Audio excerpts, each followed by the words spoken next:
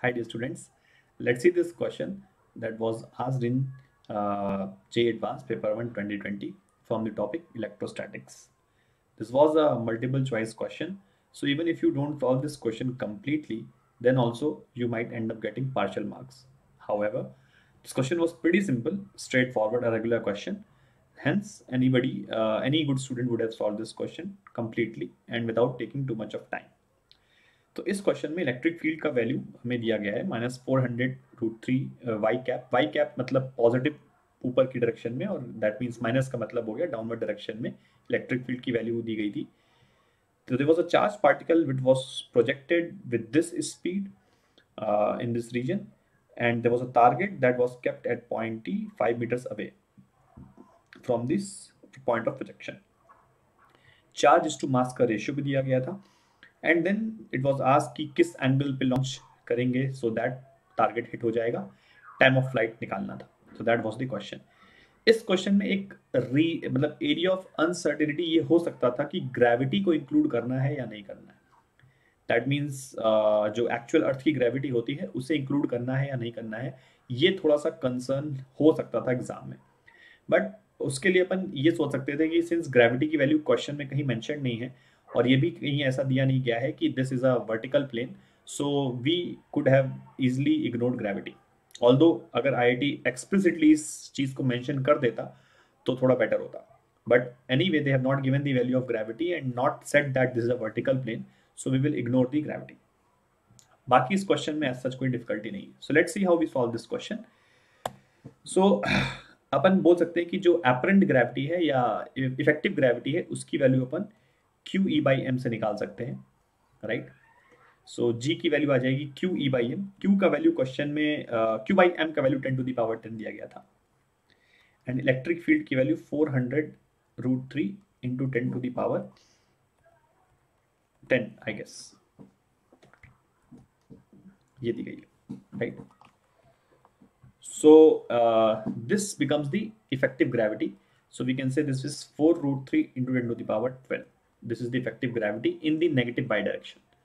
Since the electric field is in the downward direction and the charge is positive, so we can say that gravity का direction ये हो जाएगा. मतलब ये effective gravity है, not the actual gravity. Now this becomes a simple question of kinematics. हमने एक particle को यहाँ से यहाँ पहुँचाना है. This is 5 meters given in the question. So range की value we know that u square sin 2 theta by g होती है, राइट. रेंज की वैल्यू क्वेश्चन में 5 एज्यूम कर लेंगे. u स्क्वायर की वैल्यू क्वेश्चन में दी गई थी 2 इंटू मतलब 2 इंटू 2 इंटू 10 इंटू 10⁻12 हो जाएगी. सो 2 इंटू 2 इंटू √10 इंटू √10 10 हो जाएगा into 10⁻12 sine 2 theta by gravity की वैल्यू जो हमने निकाली वो आ जाएगी 4√3 into 10⁻12, right. Quite easy calculation, ये कैंसिल हो जाएगा, ये 4 कैंसिल हो जाएगा, यहाँ से 5 1 जा 5 2 जा, तो साइन 2 थीटा की वैल्यू हमारे पास आ रही है √3/2. यहाँ से we can say that 2 theta will be is equals to 60 degree और 120 degree, which makes theta is equals to 30 degree और 60 डिग्री, राइट. तो वी कैन से कि अगर हम 30 पे लॉन्च करेंगे या 60 पे लॉन्च करेंगे तो पार्टिकल पहुंच जाएगा, and hence option B is right, which makes option A wrong. Time of flight की अगर अपन बात करें, सो टाइम ऑफ फ्लाइट को अपन 2u साइन थीटा बाई जी से निकाल सकते थे. सो 2 इंटू यू की वैल्यू क्वेश्चन में थी 2 into √10 into let's say theta 30 है तो साइन थीटा की वैल्यू हाफ हो जाएगी. 2u 10⁻6 भी मल्टीप्लाई हो रहा है यू में, ठीक है. तो 2u साइन थीटा बाई जी, जी की वैल्यू कितनी है 4√3 इंटू 10⁻12, करेक्ट. टाइम को माइक्रो सेकेंड्स में निकालना है, तो माइक्रो सेकेंड्स में निकालने के लिए व्हाट वी कैन से 10⁻6 से और मल्टीप्लाई कर दे रहे हैं और यहाँ पे माइक्रो सेकेंड्स लिख देते हैं, ठीक है. तो ये 10⁻6 एंड ये 10⁻12 कैंसिल हो जाएगा, ये 4 2 और 2 से कैंसिल हो जाएगा. So basically we are getting √10/3 और ये 2 भी अंदर जाएगा तो 12, विच मेक्स इट √5/6 सेकेंड्स, ठीक है. थीटा की वैल्यू 30 ली है तो फिर √5/6 आया है।